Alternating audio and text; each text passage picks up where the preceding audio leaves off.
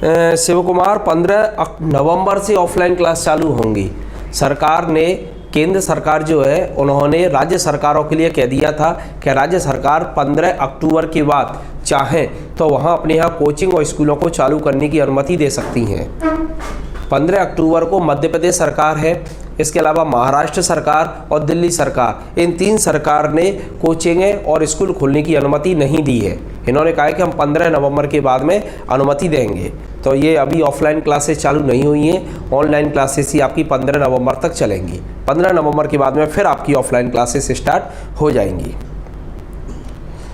Good morning Anshul. चलिए अपन अब class चालू कर रहे हैं। अभी आप लोग घर पे बैठ कर के तैयारी करें।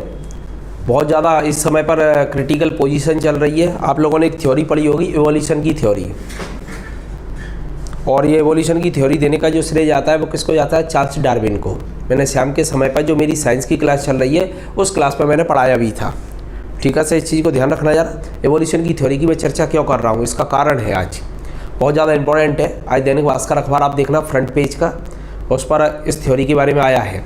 ओरिजिन ऑफ स्पीसीज, ये पुस्तक लिखी थी चार्ल्स डार्विन ने। इसमें उन्होंने बताया था कि जो जीव है आपका, जो अनुकूलित हो जाता है वो तो आगे सर्वाइव करता है, और जो जीव इस समय पर अनुकूलित नहीं हो पाता वो भविष्य में कैसा हो जाता है? समाप्त हो जाता है।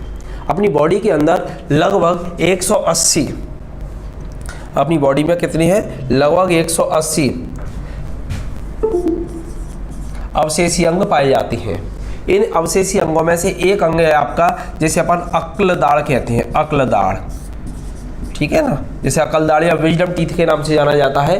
ये बिल्कुल विलुप्त हो चुकी है। अब आप लोगों को जो कहते हैं ना 32 साल की उम्र पर या 33 साल की उम्र पर अकलदाड़ आएगी, अब ये अकलदाड़ नहीं आएगी आपकी। नहीं प्रशांत, ऑनलाइन क्लासेस बंद नहीं होंगी। ऑनलाइन क्लासेस तो अब आपकी हमेशा रेगुलर रहेंगी। आपकी जो लोग ऑनलाइन एडमिशन ले चुके हैं उनको कंटिन्यू में मैं ऑनलाइन पढ़ाऊंगा, आप टेंशन बिल्कुल ना लें। वो तो इसके साथ में फिर आपकी ऑफलाइन क्लासेस भी स्टार्ट हो जाएंगी, तो ऑनलाइन भी चलेंगी आपकी और ऑफलाइन भी चलेंगी, दोनों क्लासेस चलेंगी आपकी। तो ये अकलदाड़ आपकी बिल्कुल विलुप्त हो रही है, आपकी बिल्कुल समाप्त हो रही है। ये थ्योरी ऑफ एवोल्यूशन के आधार पर है। इसके साथ साथ में अनुकूलित हो रहा है आपकी जो बेबी होता है, न्यू बॉर्न बेबी होता है, जो बच्चा माँ के गर्भ के अंदर होता है, उसमें जो भुजा होती है आपकी, उसमें एक तीसरी धमनी का विकास हो रहा है। हालांकि वैज्ञानिक इस पर रिसर्च कर रहे हैं, ऑस्ट्रेलिया के वैज्ञानिकों की रिसर्च है, ये धमनी लाभदायक है या नहीं है। तो देखिएगा जरा, अभी लेटेस्ट रिसर्च में क्या है, अकलदाड़ बिल्कुल विलुप्त होती चली जा रही है, क्योंकि अपन कच्चा जो पदार्थ होता है या जो कठोर पदार्थ होता है उसे अपन ने खाना बंद कर दिया है। इसके अलावा तीसरी धमनी आपकी विकसित हो रही है। हालांकि उस धमनी के लाभ क्या है, नुकसान क्या है, ये अभी कोई क्लियर नहीं है, उस पर रिसर्च जारी है। तीसरी आर्टरी, तो ये ध्यान रखना, ये न्यू इवोल्यूशन है आपका, यानी अपन भविष्य की ओर जा रहे हैं। और ये माइक्रो इवोल्यूशन है, बिल्कुल छोटा है, सूक्ष्म है, आपका चल रहा है। जब बच्चा माँ के गर्भ के अंदर होता है तब स्टार्टिंग में ये धमनी का विकास होता है, उसके बाद ये धमनी समाप्त हो जाती है। फिर 2 धमनियाँ रहती है, रेडियल और सक्लस आपकी, ये धमनियाँ काम करती हैं यहाँ पर। लेकिन कुछ लोगों में ये तीसरी धमनी पाई जाती है। तो इस तरीके से ऑस्ट्रेलिया के वैज्ञानिकों ने रिसर्च की है। ये इवोल्यूशन थ्योरी आपकी चार्ल्स डार्विन की। इसी तरीके से यहाँ पर कोविड वायरस चल रहा है आपका। इस कोविड वायरस में घर पे बैठ कर के आप लोग तैयारी कर लेंगे तो आगे चल कर के अनुकूलित हो जाएंगे, अडेप्ट हो जाओगे आप और बचे जाओगे। और यदि किसी कारण से आप कोचिंग संस्थान वगैरह में आते हैं तो वहाँ पर आकर के यदि अपन ग्रसित हो गए तो ये इसके साइड इफ़ेक्ट बहुत ज़्यादा है। जैसे आपने थकावट, जैसे जिन लोगों को कोरोना हो चुका है वो थकावट बहुत ज़्यादा हो रही है, उन्हें श्वास लेने में दिक्कत हो रही है आपकी। तो इस तरीके की समस्याएं निकल करके अब सामने आने लगी हैं। तो कोरोना का साइड इफ़ेक्ट सामने आ रहा है। उससे बचने का केवल एक ही उपाय है कि जब तक अपने पास में अच्छी सी दवाई नहीं आ जाती तब तक आप बचे रहें। ये मैं नहीं कह रहा हूँ, ये कौन की थ्योरी कह रही है? चार्ल्स डार्विन की थ्योरी कह रही है। आप जितने ज़्यादा सुरक्षित रहेंगे लॉन्ग टर्म तक, आप उतना ही आप उत्पादक इकाई के रूप में भारत का उत्पादन करेंगे। आपको जॉब मिलेगी तो आप उत्पादन भी करेंगे। प्राइवेट सेक्टर में जाना चाहेंगे वहाँ भी जा सकते हैं, सरकारी सेक्टर में जाना चाहें वहाँ भी आप जा सकते हैं। तो हर जगह पर आप जा करके आप उत्पादन करने में अपनी महत्वपूर्ण भूमिका अदा करेंगे। लेकिन जब अपन बीमारी हो जाएंगे, अपन पे काम ही नहीं होगा, तो ना तो सरकारी सेक्टर में अपन सही तरीके से अपना 100% दे पाएंगे और नहीं अपन प्राइवेट सेक्टर में दे पाएंगे, और इस तरीके से अपना अस्तित्व तो समाप्त हो सकता है। ये थ्योरी ऑफ एवोल्यूशन कहता है सर्वाइवल ऑफ द फिटेस्ट, जिसकी लाठी उसी की भैंस। जो सक्षम होगा, बलशाली होगा, वही आगे रहेगा। बाद बाकी के जो कमज़ोर होंगे वो इस विकास के दौर में कैसे हो जाएंगे? पिछड़ जाएंगे। और कोविड वायरस से लड़ने का केवल एक ही तरीका है, मास्क लगा करके रहिए और घर पे रहिए। जितना ज़्यादा आप घर पे रहेंगे, मास्क लगा के रहेंगे, उतना अपन बचे रहेंगे। जिन जिन लोगों ने अकड़ दिखाई है, जिन जिन देशों ने अकड़ दिखाई है, आज दोबारा से घुटने के बल पर आ गए। इसका एक लेटेस्ट उदाहरण बता रहा हूँ आपका, और वो लेटेस्ट उदाहरण है आपका इजराइल। इजराइल ने स्कूल और कॉलेजों को खोलने की अनुमति दी थी, दोबारा से लॉकडाउन हो गया है। ब्रिटेन दोबारा से लॉकडाउन की वो तैयारी कर रहा है, किसी भी दिन घोषणा कर सकता है कि दूसरी लहर चालू हो गई है, इसलिए हम लॉकडाउन लगाने वाले हैं। फ्रांस ने लॉकडाउन की घोषणा कर दी है, रात के 9 बजे से लेके सुबह के 7-8 बजे तक आपका टोटल क्या रहेगा, लॉकडाउन रहेगा। तो इस तरीके की गतिविधियाँ आपकी चेंज हो रही हैं, तो इसलिए आप लोग घर पे रह करके सुरक्षित रह के तैयारी करें। ज़्यादा से ज़्यादा 1-1.5 महीने की बात है, 1-1.5 महीने तक आप ऑनलाइन पढ़ लीजिएगा। इसके बाद में आप जो अच्छा है तो आप ऑफलाइन आकर के भी पढ़ सकते हैं, और जिन लोगों को ऑनलाइन में मज़ा आ रहा है वो केवल ऑनलाइन ही पढ़ सकते हैं। तो ऑनलाइन क्लासेस आपकी बंद नहीं होंगी, आप टेंशन ना करें। अब अपन अपना जो मेन टॉपिक है वो अपन चालू कर रहे हैं। आज के ऑब्जेक्टिव हैं, जिसमें से पहला प्रश्न है आपका, कपोत दुग्ध कौन उत्पन्न करता है। कल से ही मैं आगे बढ़ा रहा हूँ। कल मैंने 16 ऊँटियाँ सॉल्व करवाई थी आपकी। 16 ऊँटियों में मैंने पूरा विश्लेषण करवाया था, जिससे आपको याद रहे पूरा। देखने में तो वो 16 लग रहे हैं, लेकिन आपकी 100 से ऊपर ऊँटियाँ तैयार हो गई थी। अब अपन पढ़ रहे हैं यहाँ पर, कपोत दुग्ध कौन उत्पन्न करता है। 16 नंबर का क्वेश्चन है।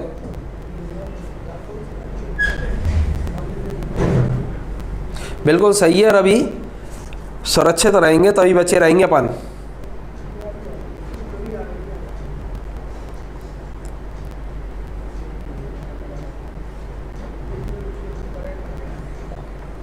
हाँ, ये विकासवाद का सिद्धांत दिया था, जिसे अपन थ्योरी ऑफ इवोल्यूशन के नाम से जानते हैं। अभी ऑफलाइन सूरज नहीं हुई है, ऑफलाइन इसी पे मैंने बोला था। अभी ऑफलाइन 15 नवंबर के बाद ही चालू होगी आपकी, तब तक आप लोग ऑनलाइन क्लासेस लेते रहें। 15 नवंबर तक आप ऑनलाइन ले लीजिएगा। हाइब्रिड कोर्स है अपना एक्चुअल में। हाइब्रिड कोर्स में क्या है, अपन दोनों में ही एडमिशन दे रहे हैं समय पर। 1 महीने तक आप ऑनलाइन पढ़ लीजिएगा, उसके बाद आप ऑफलाइन आकर के पढ़ सकते हैं। तो जैसे आपका नुकसान भी नहीं होगा और काम भी हो जाएगा। और जिन लोगों को केवल ऑनलाइन पढ़ना है तो उनके लिए कंटिन्यू ऑनलाइन क्लासेस रहेंगी, और जिन लोगों को ऑफलाइन ही खाली पढ़ना है तो 15 नवंबर के बाद सरकार आदेश देगी, तब अपन पढ़ाएंगे। क्योंकि सरकार से अपन ऊपर नहीं जा सकते हैं। पैंडेमिक एक्ट के तहत कार्रवाई होगी यदि कहीं फंस गए तो इसलिए अपन घर पे रहें, सुरक्षित रहें, आसानी से पढ़ें तो ज़्यादा बेहतर है आपका। ठीक है। कपोत दुग्ध कौन उत्पन्न करता है, ये स्टेनोग्राफर परीक्षा में पूछा गया है ये क्वेश्चन। फसल, पक्षी, स्तनधारी या उपयुक्त सभी। बताइएगा जरा इसमें से आंसर क्या है। कपोत दुग्ध कौन उत्पन्न करता है, कपोत दुग्ध कौन उत्पन्न करता है। फसल है, पक्षी हैं आपके, या स्तनधारियाँ या उपयुक्त सभी हैं। तो यहाँ पर ध्यान रखना, कपोत दुग्ध का जो आंसर है वो है पक्षी। पक्षी, ये पक्षी उत्पन्न करती हैं। और पक्षियों में भी खासतौर से कौन करता है, कबूतर। कबूतर है आपका, पक्षियों में भी एक पक्षी है कबूतर, उसे अपन कहते हैं पिजन मिल्क। पिजन मिल्क या कपोत दूध, कपोत माने कबूतर होता है आपका, कपोत दूध या पिजन मिल्क के नाम से इसे जाना जाता है। यहाँ पर एक्चुअल में क्या है आपका, ये कोई दूध वगैरह उत्पन्न नहीं करता है। ये क्या करता है, इसके पेट के अंदर गिजर्ड पाया जाता है, गिजर्ड। और ये गिजर्ड आपको मैंने पढ़ाया था, गिजर्ड 2 में मिलेगा आपको। एक तो अर्थवर्म में मिलता है, केचुआ जिसे अपन कहते हैं, उसमें भी ये पाया जाता है, पाचन तंत्र से संबंधित है। और एक कबूतर में भी ये पाया जाता है। ये गिजर्ड एक तरीके से चक्की टाइप की होती है आपकी पेट के अंदर। ये जल्दी जल्दी दानों को इकट्ठा करता है, उसके अंदर डालता जाता है, और गिजर्ड में जाके कबूतर के में वो पिस जाते हैं। पिसने के बाद में यहाँ क्रॉप जैसा थैला रहता है, उसमें ये भर जाता है। फिर ये अपने बच्चों को उसे बाहर निकाल के खिलाता है। इसी को कहा जाता है पिजन मिल्क, यानी दुग्ध, कबूतर का दूध। तो ये कबूतर दूध उत्पन्न करता है। तो यहाँ कबूतर नहीं है, इसलिए आंसर क्या आ जाएगा, पक्षी हो जाएंगे आपके। तो ये ध्यान रखना, आंसर क्या है, पक्षी। लेकिन पक्षियों में भी सबसे बेहतर आंसर कौन सा होगा, तो कबूतर होगा आपका। सोनिया गुड मॉर्निंग, संजय जय हिंद। ये है, देखिए जरा, ये आपका ईसोफेगस है, ये कबूतर आपका, ये ईसोफेगस है। ये यहाँ पर इस तरीके से ये इकट्ठा होता है पिजन मिल के आपका, और ये क्रॉप है जिसमें इकट्ठा हो जाता है ये। फिर इसे ये बाहर निकालता है, और बाहर निकालने के बाद में चोंच के माध्यम से अपने छोटे बच्चों को खिलाता है। इसी को कहा जाता है पिजन मिल्क। ओके, समझ में आ गया होगा। यहाँ से देख सकते हैं, जैसे अब ये कबूतर अपने छोटे बच्चों को इसे खिला रहा है, तो जो खिला रहा है यही आपका पिजन मिल्क है। क्लियर हो गया होगा, अब तो नहीं भूलेंगे आप लोग। चलिए अगला प्रश्न है आपका, संसार की सर्वोत्तम दूधिया नस्ल है। संसार में सबसे बढ़िया दूध देने वाली नस्ल कौन सी है गाय की। डियोनाई, होल्स्टीन फ्रीजियन, सिंधी गाय या चिटगांव। संसार की सर्वोत्तम दूधिया नस्ल कौन सी है? डियोनाई, होल्स्टीन फ्रीजियन, सिंधी गाय या चिटगांव?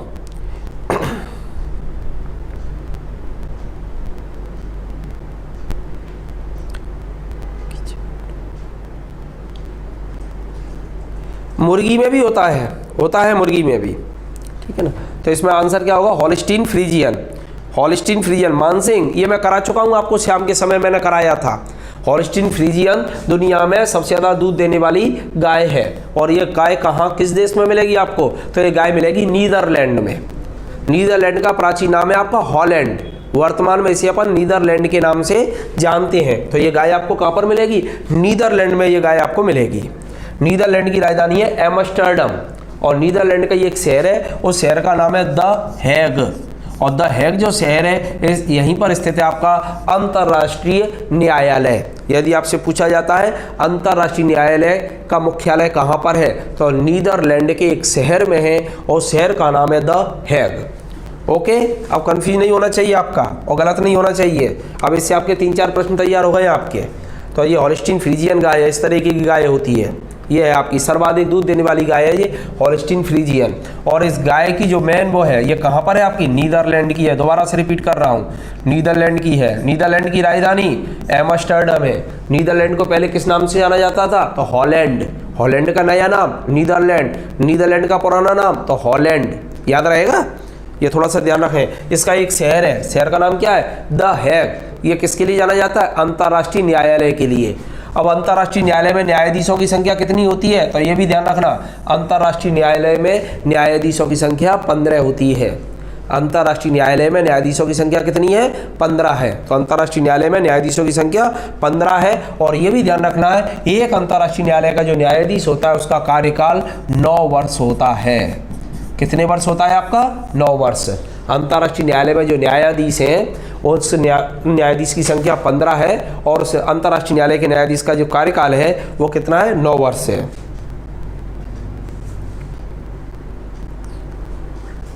ओके, और कोई पक्षी नहीं है नरेंद्र? मैन आपका कबूतर के संदर्भ में ये प्रश्न आता है आपका, ठीक है ना। तो ये अंतर्राष्ट्रीय न्यायालय को ध्यान रखना है आप लोग। ओके सुनील, बिल्कुल सही है आपका, 15 वर्ष रहता है। अगला प्रश्न है आपका शब्दनी। शब्दनी यानी सायरिंग्स, जैसे अपन सिरिंग्स के नाम से भी जानते हैं, सिरिंग्स, सायरिंग्स या सिरिंग्स, किसमें वाक्य यंत्र हैं? वाक्य यंत्र हैं, ठीक है ना, वाक्य यंत्र है। सिरिंग्स किसमें? वाक्य यंत्र हैं।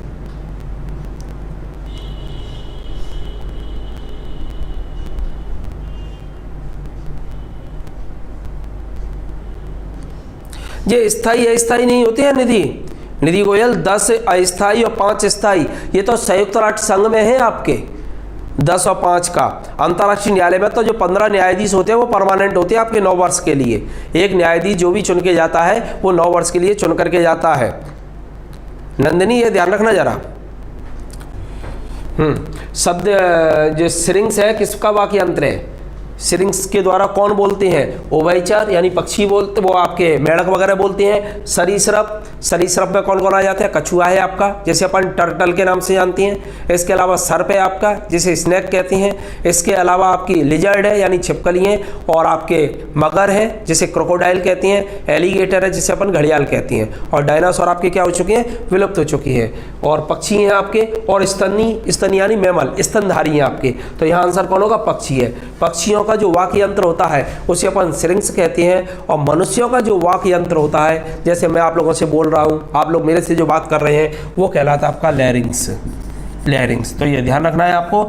इस मनुष्यों का जो वाक्य यंत्र है वो लैरिंग्स कहलाता है, और उनका वाक्य यंत्र क्या कहलाता है? सिरिंग्स कहलाता है। ओके, क्लियर हो गया? चलिए अब अगला प्रश्न देख रहे हैं अपन यहाँ पर। ये पक्षी है आपका आंसर। कॉर्ड निम्न में से किसकी किस्म है? कॉर्ड, कॉर्ड, ये क्वेश्चन आपका एसएससी सीपीओ परीक्षा में पूछा गया है 2011 में। कॉर्ड निम्नलिखित में से किसकी किस्म है? कॉर्ड बताएं जरा, कॉर्ड निम्नलिखित में से किसकी किस्म है? Satish good morning. कॉर्ड निम्नलिखित में से किसकी किस्म है? बकरी की है, मछली की है, फसल की है, या कोरल की है? सतीश तुम फ्री हो जाओ तो थोड़ा फ़ोन करना यार, तुमसे बात करनी थी मेरे को। 11 बजे मैं फ्री हो जाऊंगा, 11 बजे के बाद में फ़ोन जरूर लगाना। कॉड निम्न में से किसकी किस्म है? बकरी, मछली, फसल और प्रवाल। बताएं जरा आप लोग। ये कॉड, ये सीपीओ में प्रश्न आया है आपका, सीपीओ एसएससी सीपीओ में 2011 में पूछा गया था। बकरी की है, मछली की है, फसल की है या प्रवाल की है? कॉड। टेंशन मत लो, आप लोग करें इसको सॉल्व। अधिकांश लोगों का जवाब सही है, अधिकांश लोगों का जवाब सही है। सुनील, प्रवाल नहीं होता है। सुनील, प्रवाल नहीं है, कोरल नहीं होता है कॉड। पूनम, बिल्कुल सही जवाब है आपका। निर्मला, ये जवाब नहीं है आपका, प्रवाल नहीं होता है। एक्चुअल में जो कॉड है वो मछली होती है आपकी। कॉड क्या होती है? मछली। तो ये मछली है आपकी कॉड। तो ये कॉड किसकी प्रजाति है, किसकी किस्म है कॉड? तो ये मछली की किस्म है आपकी कॉड, मछली की किस्म है कॉड, ये ध्यान रखना। अब गलत नहीं होना चाहिए आपका, ठीक है ना। तो ये कॉड किसकी किस्म है? मछली की। और कौन सी मछली है? ये वाली मछली आप देख सकती हो, ये कॉड है आपकी। इस तरीके की मछली होती है, ये मछली आपकी कौन है? कॉड है। ये देख सकते हैं, ये कॉड मछली है आपकी। तो कॉड क्या है? मछली है आपकी, ठीक है। अब तो नहीं भूलेंगे आप लोग, अब गलत नहीं होना चाहिए आपका। ये कॉड मछली है। अगला प्रश्न देख रहे हैं, ऐसे अकशेरुकी को क्या कहते हैं जो उभयलिंगी नहीं होता? Jitendra, good morning. ऐसे अकशेरुकी, अकशेरुकी का मतलब हो जाएगा इनवर्टिब्रेट, इनवर्टिब्रेट, इनवर्टिब्रेट या नॉन कॉर्डेट भी कह सकते हैं। अकशेरुकी का मतलब होता है जिनमें वर्टिब्रा वगैरह ना पाई जाए, जिनमें हड्डियां ना पाई जाए। तो ऐसे अकशेरुकियों को क्या कहते हैं? जो उभयलिंगी, उभयलिंगी नहीं होते हैं, उभयलिंगी नहीं होते। उभयलिंगी माने हर्माफ्रोडाइट, यानी द्विलिंगी, बाइसेक्सुअल, यानी ऐसा जिसमें मेल और फीमेल पार्ट दोनों एक साथ नहीं पाए जाते हैं। तो ये नहीं होते कह रहा है आपका। तो एक लिंगी चाहिए उसे। फीताक्रमी है, हाइड्रा है, केचुआ है, कॉकरोच है। बताइएगा कौन सा है आपका इसमें से? ऐसा इनवर्टिब्रेट कौन सा है जो आपका उभयलिंगी नहीं है? इनमें से 3 तो ऐसे आपके जो उभयलिंगी हैं और इनमें से एक ऐसा है जो आपका उभयलिंगी नहीं है। बताइएगा जरा।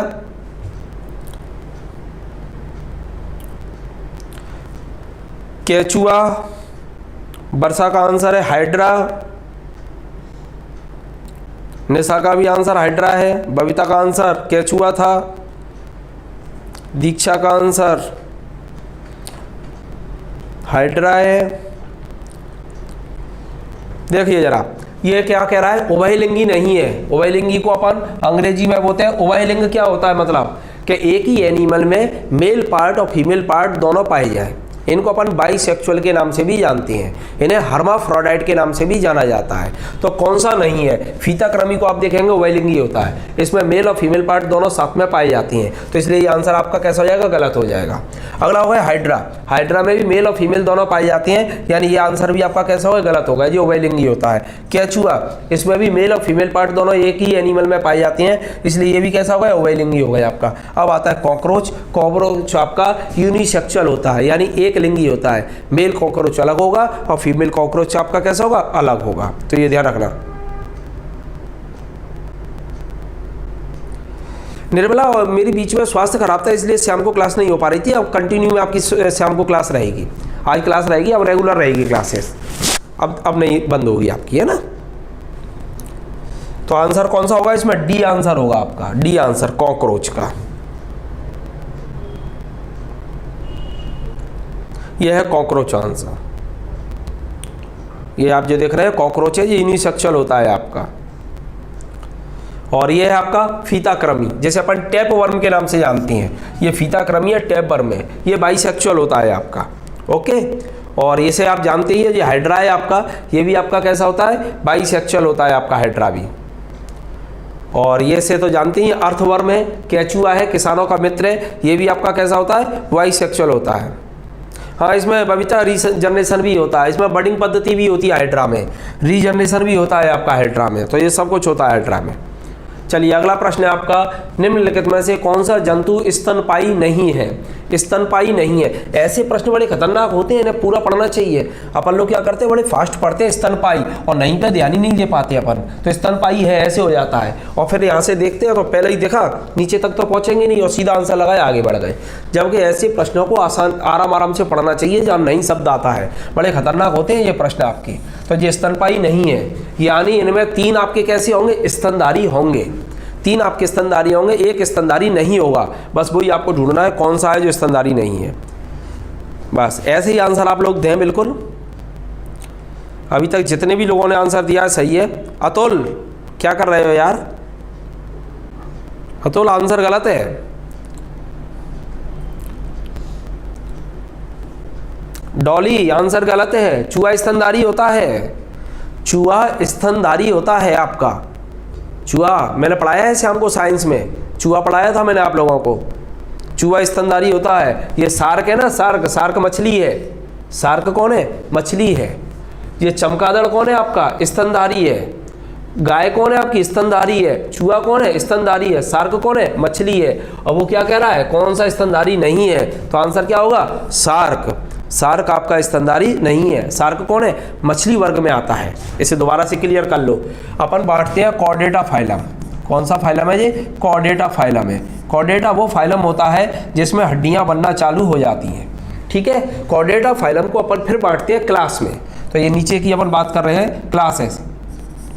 ये क्लास, पहली क्लास है फिशीज जिसमें मछली वर्ग आता है आपका। दूसरी क्लास है आपकी एम्फीबिया जिसमें आपके उभयचर आ जाते हैं। तीसरी क्लास है आपकी रेप्टाइल, सरीसृप जिसे रेंगने वाली जीव कहते हैं। इसमें 5 एनिमलों को आपको याद रखना है। एक तो कछुआ याद रखना है, एक सांप याद रखना है, और एक याद रखना है आपको छिपकलियाँ यानी लिजर्ड याद रखना है। इसके अलावा डायनासोर जो विलुप्त हो चुके हैं, और क्रोकोडाइल और एलिगेटर, ठीक है ना।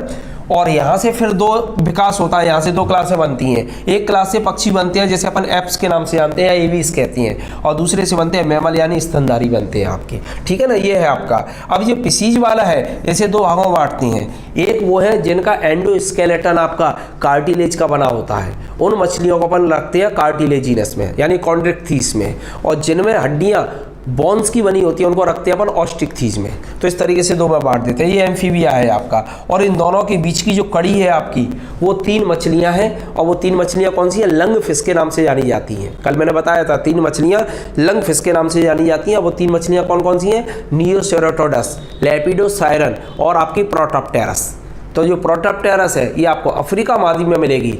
लेपिडोसायरन है ये आपको मिलेगी स्पेशली कहाँ पर, तो ये लेपिडोसायरन मिलेगी आपको उत्तरी अमेरिका महाद्वीप में, और नियोसेरोटोडस मिलेगी आपको ऑस्ट्रेलिया महाद्वीप में। तो इसमें फेफड़े बनना चालू हो जाती हैं, क्योंकि जो मछली वर्ग है आपका, इस वर्ग में गिल्स के द्वारा श्वसन होता है, और यहाँ फेफड़े, मेढक में कौन आ जाता है, फेफड़े के द्वारा। इसके बाद ये सरीसृप आ जाते हैं रेप्टाइल वाले यहाँ पर, और इनके बीच की कड़ी आर्कियोप्टेरस नाम का पक्षी है जो अपन ने कल सॉल्व किया था, और इनके बीच की कड़ी होता है रेप्टाइल और मैमल के बीच में एकिडिना और प्लेटिपस। ये दोनों एनिमल आपको ऑस्ट्रेलिया में मिलेंगे, और ये दोनों ही अंडे देने वाले स्तनधारी हैं, ठीक है। तो ये ध्यान रखना आपका। शार्क, हाँ, तो यहाँ पर आंसर क्या होगा, शार्क। और ये भी ध्यान रखना, शार्क जो है ना मछलियों में सबसे बड़ी मछली है। यदि आपसे पूछा जाता है सबसे बड़ी मछली कौन सी है, तब आंसर होगा आपका शार्क।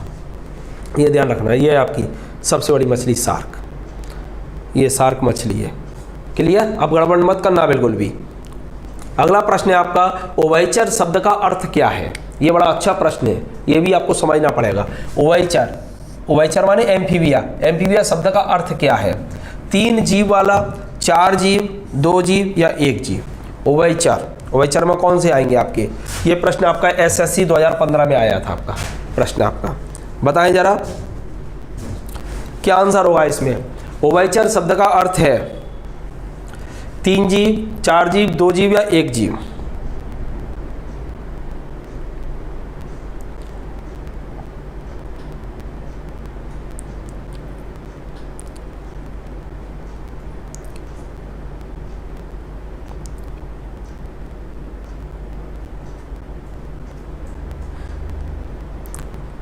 दो जीव, बिल्कुल सही है। तो इसमें आंसर क्या होगा, 2 जीव। 2 जीव, उभय माने 2 जगह पर रहने वाला जीव, उभयचर 2 जगह पर रहने वाला जीव। अब देखो जरा यहाँ पर एक चीज़ और है, तो ये उभयचर जो शब्द है आपका, तो ये तो 2 जगह रहने वाला जीव हो गया आपका, जो जल में भी रहता है और थल में भी रहता है आपका। तो इस तरीके से एक स्वभाव भी होता है आपका, जो जल में और थल में दोनों जगह पर रह रहे हैं, उन जीवों को अपन उभयचर के नाम से जानते हैं। क्लियर हो गया। इसके अलावा उभयचर एक यानी एम्फीबिया आपकी एक क्लास का नाम भी है आपका, क्लास भी है, और वो कॉर्डेटा फाइलम की एक क्लास है जिसमें मेढक आते हैं आपके, ठीक है ना। तो ये दोनों तरीके से आपको इसका जवाब तैयार रखना है आपका, ये क्लास के संदर्भ में बात कर रहा है आपका या फिर आपका रहने के स्थान के आधार पर कर रहा है। जैसे एक सिंपल सा उदाहरण बता रहा हूँ आपको, जिससे कन्फ्यूजन नहीं होगा। मान के चलो उसने प्रश्न पूछा आपसे क्या बताइए जो आपका मेढक है ये किस क्लास के अंतर्गत आता है। हो गया क्लियर? मेढक है यह किस क्लास के अंतर्गत आता है। तब आप जवाब क्या देंगे, आपका क्लास कौन सी है, ओवाइचर क्लास के अंतर्गत आता है, यानी एम्फीबिया क्लास के अंतर्गत। क्लियर हो गया? अब तो इसमें कोई डाउट नहीं है। अब उसने एक प्रश्न पूछा, एक और प्रश्न है आपका इसी तरीके से, क्या बताइए जो मगर है आपका, मगर या घड़ियाल या कछुआ, ठीक है ना, ये तीनों को ही ले लेता हूं मैं यहाँ पर, और भी हैं ऐसे, मगर घड़ियाल और जो कछुआ है आपके, क्या बताइए इनका रहने का कोई इनका स्वभाव कैसा है, ये कैसे स्वभाव, कैसे स्थान, वो किस स्थान पर रहते हैं आपके, ठीक है ना। तो मगर घड़ियाल कछुआ ये किस स्थान पर रहती हैं, रहने का स्वभाव कैसा है इनका। तो रहने का स्वभाव क्या है, ये जल में भी रहता है, थल में भी रहता है, जल में और थल में, जल में थल में। वैसे क्लास पूछी जाएगी तो ये रेप्टाइल है आपके। यदि पूछ लिया कि मगर घड़ियाल कछुआ बताइए किस क्लास के हैं, तब आंसर अपन देंगे सरीसृप। लेकिन इन्होंने कह दिया था ये किस स्वभाव के हैं, रहने का स्वभाव कैसा है, इनका स्थान कैसा है, तो अपन वही देंगे कौन सा, उभयचर। यानी कैसे हैं ये आपके एम्फीबियन स्वभाव के हैं, यानी जल में भी रह सकते हैं और थल में भी रह सकते हैं, ठीक है ना। मतलब सुनील समझ में नहीं आया, मेढक दो कैसे हुआ, मतलब यहाँ पर स्वभाव की बात चल रही है, ये शब्द है, क्लास नहीं है ये, इसलिए मैं समझा रहा हूँ आपको सुनील, इसलिए मैंने समझाया था ये स्वभाव की बात है, ये एम्फी क्लास नहीं बात कर रहा वो, इसलिए आप मेढक नहीं रखेंगे यहाँ पर। वो क्या कह रहा है, एम्फीबियन शब्द का अर्थ क्या होता है, उभयचर शब्द का अर्थ क्या होता है, तो उभयचर शब्द का अर्थ होता है दो जीव, ऐसे जीव जो जल में भी रहे और थल में भी रहे। तो अलग अलग हो गए कि नहीं हो गए आपके, इसलिए उसको कहते हैं अपन दो जीव। और ये एम्फीबियन नेचर है आपका, मगर में, घड़ियाल में, कछुअन में, तो ये नेचर है, प्रकृति में ये कहाँ रह रहे हैं आपके, इनका निवास स्थान कहाँ है, तो जल में भी थल में भी, तो ये एम्फीबियन है आपका। और एम्फीबिया क्या है आपकी, एक क्लास का नाम भी है, एम्फीबिया एक क्लास का नाम भी है। जैसे एक और उदाहरण दे करके समझाता हूँ आपको, तो उससे हो सकता है कि आपकी जल्दी समझ में आए।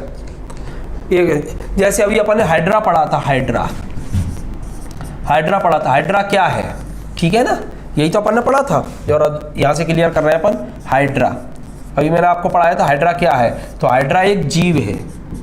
कौन सा जीव है, अपन जानते हैं सिलेंट्रेटा का जीव है, अभी बताया था, सिलेंट्रेटा एक फाइलम है, उस फाइलम में हाइड्रा पाया जाता है, ठीक है ना। इसके अलावा हाइड्रा आपका एक जलीय पौधा भी है, जलीय पौधे का नाम भी क्या है आपका, हाइड्रा है।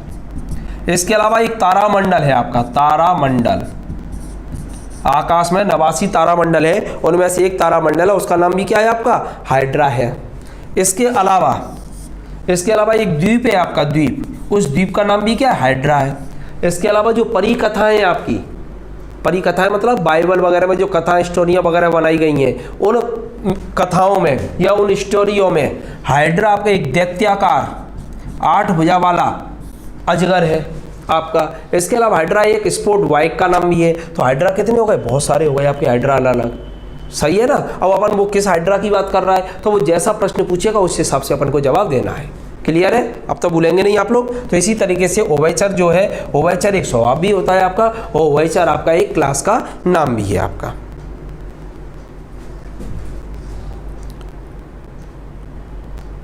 हाँ बिल्कुल सही है। चलिए अगला प्रश्न है आपका, दो जीव हो गए ये आपके, है ना। यहाँ मेढक का अपन उदाहरण दे देते हैं जैसे याद रहे, लेकिन वो शब्द का सब इस्तेमाल पूछ रहा है यहाँ पर।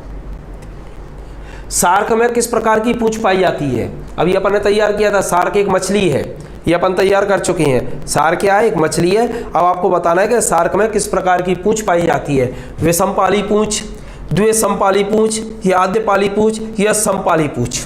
बताइएगा जरा। शार्क में पीछे की साइड में पूंछ पाई जाती है, वो पूंछ कौन सी होती है, विषमपाली यानी हेट्रो, या द्विसमपाली, या आद्यपाली, या समपाली। बताएं जरा, शार्क में किस प्रकार की पूंछ पाई जाती है, विषमपाली, द्विसमपाली, आद्यपाली और समपाली। विषमपाली, द्विसमपाली, आद्यपाली और समपाली।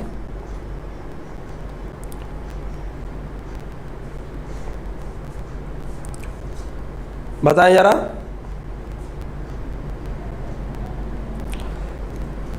इसमें आंसर होगा विषम समपाली। विषम समपाली इस तरीके की होती है, देखिए जरा, ये सार्क है और सार्क की जो पूंछ होती है पतवार का काम करती है, और ये पीछे की साइड का ये बाला भाग देख रहे हैं, ये विषम समपाली होती है, यानी हेट्रो। ये क्या होती है? हेट्रो, समपाली नहीं होती है, ये ध्यान रखना। अधिकांश मछलियों में विषम समपाली पूंछ ही पाई जाती है। चलो अगला प्रश्न है आपका 25 का। निम्नलिखित में से कौन सा जंतु पराश्रव्य ध्वनि को सुन सकता है? ये जो अपन देख रहे हैं, ये 4 एनिमल देख रहे हैं, इन 4 एनिमल में से कौन सा है जो पराश्रव्य ध्वनि को सुन सकता है? पराश्रव्य ध्वनि को सुन सकता है, बताइएगा जरा। निम्नलिखित में से कौन सा जंतु पराश्रव्य ध्वनि को सुन सकता है? चूहा है, गिलहरी है, बिल्ली है या चमगादड़ है? बिल्कुल सही है। कौन सा आंसर है इसमें? सही है आपका आंसर। देखो इसी तरीके से बस आंसर देते रहेंगे तो नौकरी आपकी दूर नहीं है, बहुत जल्दी मिलेगी आपको। यह क्या आंसर? चमगादड़ है। चमगादड़ एक ऐसा स्तनधारी होता है आपका जो पराश्रव्य यानी अल्ट्रासोनिक जो वेव्स हैं उनको आसानी से सुन लेता है। ये आपका चमगादड़ के नाम से इसे अपन चमगादड़ भी कह सकते हैं अपन इसे, और इसे बट भी कहते हैं अपन इसे, और इससे विभिन्न प्रकार की बीमारियां फैल रही हैं, आप लोगों को मालूम ही है। जो वर्तमान में जो कोरोना वायरस है उसका एक सोर्स ये माना जा रहा है कि चमगादड़ ही है, और ये आप जानते ही हैं कि चाइना के जो लोग हैं वो चमगादड़ को भोजन के रूप में खा जाते हैं। ये देख सकते हैं, देखो ये रही, ये चमगादड़ है और ये चीनी लड़की खा रही है ये चमगादड़ को। अगला प्रश्न है, पक्षियों में प्राय एक ही क्या होता है? पक्षी हैं, पक्षी क्या उड़ते हैं, तो उड़ने के लिए उनकी जो बॉडी है उस बॉडी में कुछ परिवर्तन हो जाते हैं।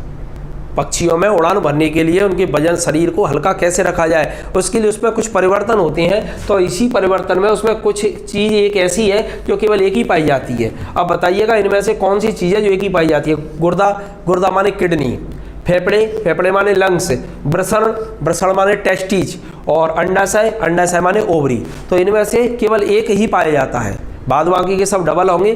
किडनी आपकी डबल होगी, फेफड़े आपके डबल होंगे, टेस्टिज आपकी डबल होगी, अंडाशय आपके डबल होंगे, हर एनिमल में डबल होंगे। लेकिन पक्षियों में इन चारों में से कोई चीज़ एक ऐसी होती है जो केवल एक सिंगल पाई जाती है, बताइएगा वो कौन सी है?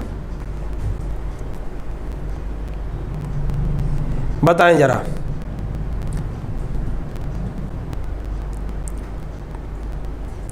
पक्षियों में प्राय एक ही क्या होता है? गुर्दा, फेफड़े, वृषण और अंडाशय।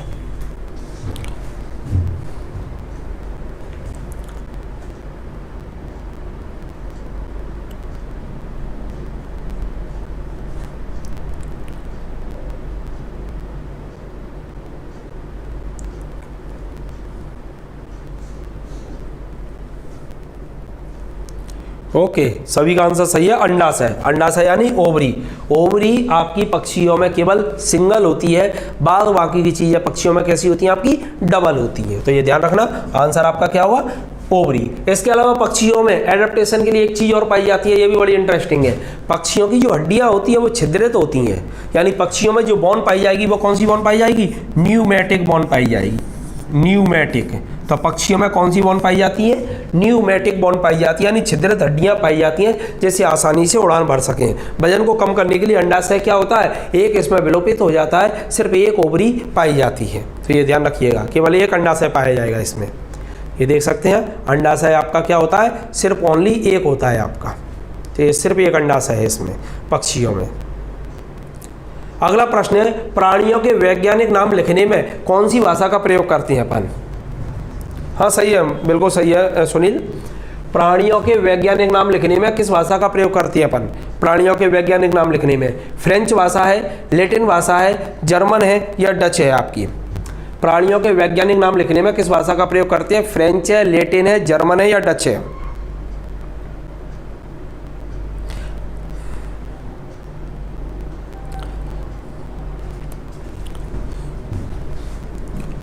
एसएससी में आया है जब आपका सेक्शन ऑफिसर में आया 2006 में। प्राणियों के वैज्ञानिक नाम लिखने में किस में प्रयोग किया जाता है? तो ये ध्यान रखना, प्राणियों के वैज्ञानिक नाम लिखने में जिस भाषा का प्रयोग होता है वो भाषा आप लोगों का सबका जवाब सही है, और वो भाषा है आपकी लैटिन। अभी तक किसी ने गलत जवाब नहीं दिया।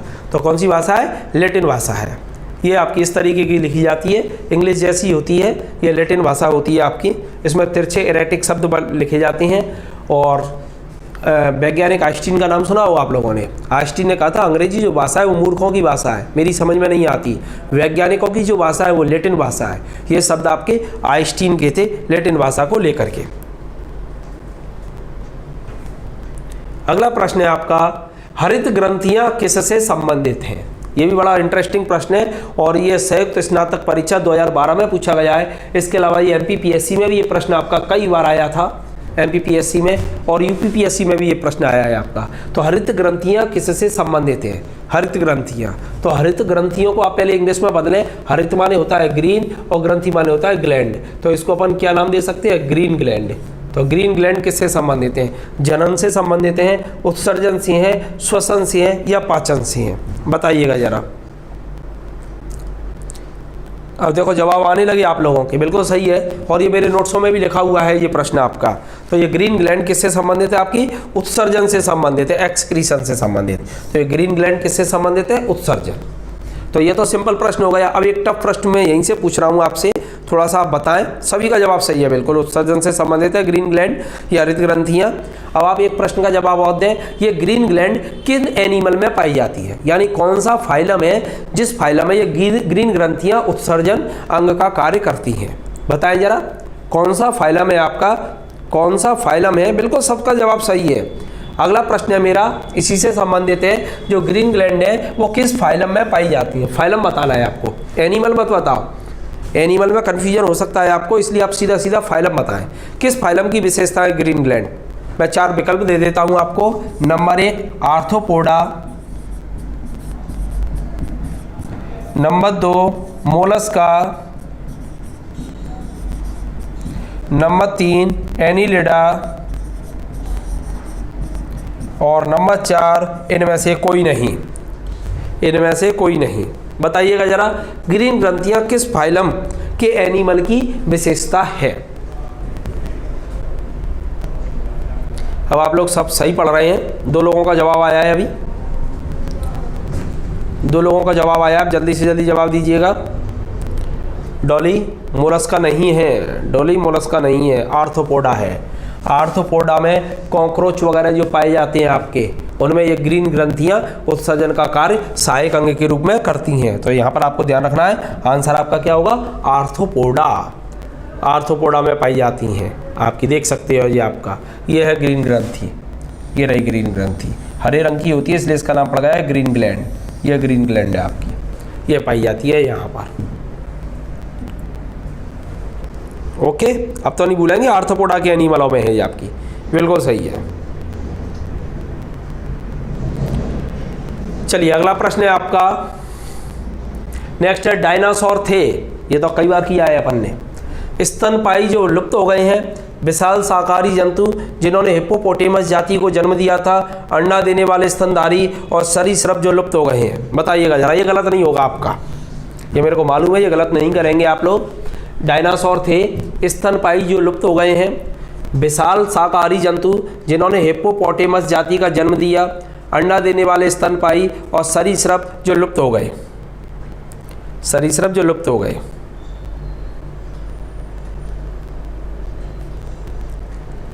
हाँ, मेलपिगिन टिबिल्स भी होती हैं आपकी, बिल्कुल सही है निशा, आपका जवाब सही है। मेलपिगिन टिबिल्स भी होती हैं, कॉकरोच में पाई जाती हैं ये मेलपिगिन टिबिल्स। अजय पाल, स्तनधारी नहीं है ये। कीर्ति, गलत आंसर दे रहे हैं आप, ये स्तनपायी नहीं है। डायनासोर स्तनधारी नहीं है। डायनासोर कौन है? रेप्टाइल है। डायनासोर कौन है? रेप्टाइल, सरीसृप है आपके। डायनासोर आपके, लाल सिंह ध्यान रखना जरा, स्तनधारी नहीं है डायनासोर। डायनासोर कौन है? सरीसृप है जो लुप्त हो गए हैं आपके। डायनासोर कौन है? सरीसृप थे, सरीसृप। और डायनासोर से ही पक्षियों का विकास हुआ है जुरासिक काल में, जिससे बने थे आपके आर्कियोप्टेरस पक्षी। तो आंसर इसमें कौन सा होगा? डी आंसर होगा, सरीसृप जो विलुप्त हो गए हैं। ध्यान रखना जरा। आकाश, थोड़ा ध्यान रखना है इसको, गलत नहीं होना चाहिए। ये रेप्टाइल हैं, ये आपके सरीसृप जो लुप्त हो गए हैं, ये थे आपके डायनासोर। ये इस तरीके के डायनासोर थे। पृथ्वी पर जब चलते थे तब भूकंप आ जाता था, क्षुद्र ग्रह जब पृथ्वी से आके टकराया तब जाकर के ये डायनासोर विलुप्त हुए थे। और जब डायनासोर जब थे जिस समय पर, उस समय पृथ्वी पर स्तनधारियों के रूप में छछूंदर था। कौन सा था आपका? छछूंदर। और डायनासोर का विलोपन अपन लोगों के लिए क्या था? विकास का सिंबल था। डायनासोर जब विलुप्त हुए तब जाकर के मनुष्य का विकास हुआ है, ये ध्यान रखना। अगला प्रश्न है, डायनासोर कितने वर्षों से विलुप्त हैं, यानी कितने साल पुराने आपके डायनासोर? लगभग 25 मिलियन वर्ष, लगभग 65 मिलियन वर्ष, लगभग 100 मिलियन वर्ष, लगभग 135 मिलियन वर्ष। ये प्रश्न आपका 2011 में पूछा गया है। बताइएगा जरा, इस प्रश्न का जवाब और दीजिएगा। डायनासोर कितने वर्षों से विलुप्त हैं? लगभग 25 मिलियन, लगभग 65 मिलियन, लगभग 100 मिलियन या लगभग 135 मिलियन? जवाब दें जरा आप लोग। डायनासोर कितने वर्षों से विलुप्त हैं? डायनासोर कितने वर्षों से विलुप्त हैं? लगभग 25, लगभग 65, लगभग 100 और लगभग 135 मिलियन।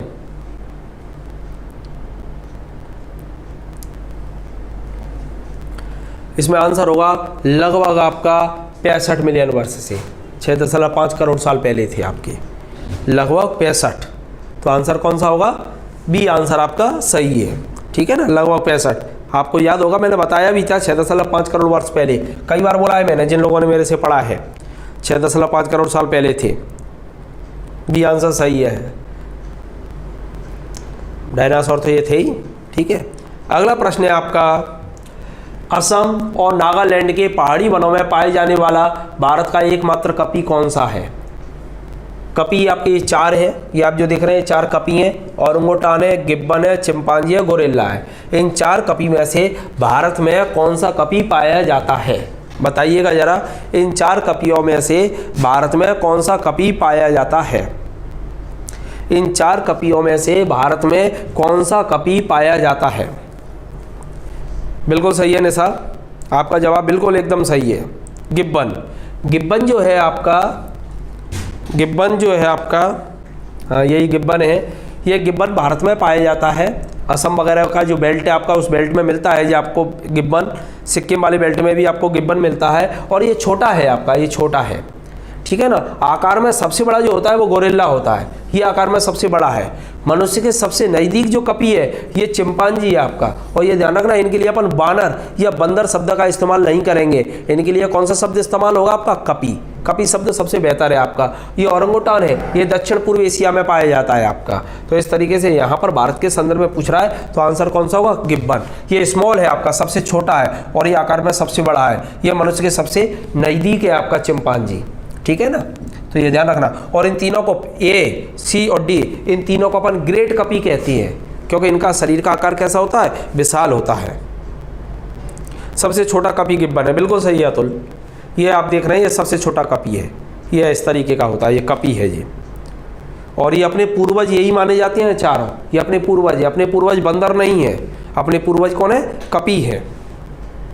ये आपका देख रहे हैं ना, ये ओरंगुटान है आपका, ये ओरंगुटान है। शाम के समय में इनके वीडियो वगैरह अच्छी तरह से आपको दिखाई थी, इनको सिखाया जा रहा है, बर्थडे मनाता हुआ दिखाया था मैंने ओरंगुटान को आपको।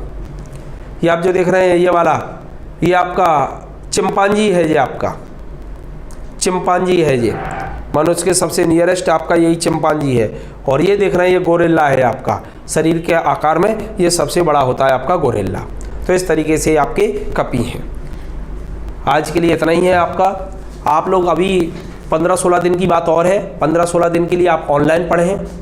ऑनलाइन के लिए यदि आप कांटेक्ट करना चाहें तो मेरा नंबर है 93 29 81 61 60। मेरी 2 क्लास चल रही हैं आपकी ऑनलाइन, एक 10 से 11 चलती है जिसमें मैं मध्य प्रदेश GS पढ़ा रहा हूँ आपको, और इसके अलावा एक शाम को 7 से 8 है, वो क्लास मेरी साइंस की चल रही है। तो ये 2 क्लासेस मैंने लॉन्च की हैं अभी, तो इनको आप अच्छी तरह से वहाँ पर पढ़ें। और इसके बाद में यदि आपको लगता है कि नहीं हमें ऑफलाइन पढ़ना है तो आप कोचिंग पर आकर के ऑफलाइन भी पढ़ सकते हैं, कोई समस्या नहीं होगी आपकी। तो दोनों हाइब्रिड हम कोचिंग का प्लान लेकर के आए हैं, आप दोनों को ज्वाइन कर सकते हैं। एक को चाहे तो आप एक को ज्वाइन कर सकते हैं, किस्तों में आप फीस जमा कर सकते हैं, कोई समस्या नहीं है इस चीज़ को लेकर के। और कृपया मैं जब आप लोगों को इतनी ऑब्जेक्टिवों को इस तरीके से मेहनत करवा रहा हूँ तो कम से कम लाइक कर दिया करें, जिससे कम से कम ये लगे मेरे को कि हाँ वास्तव में मैं सही दिशा में मेहनत कर रहा हूँ, आप लोगों को पसंद आ रहा है। आप बगैर लाइक किए छोड़ते हैं तो हो सकता है कि मेरे को ऐसा लगता है कि शायद आप लोगों को पसंद नहीं आ रहा है और इस प्रोग्राम को आगे रखें या ना रखें, तो इसलिए मैं हो सकता है फिर इसको बंद कर दूं यदि आप लोगों को पसंद ना आए तो। आज के लिए इतना ही है। Thank you very much.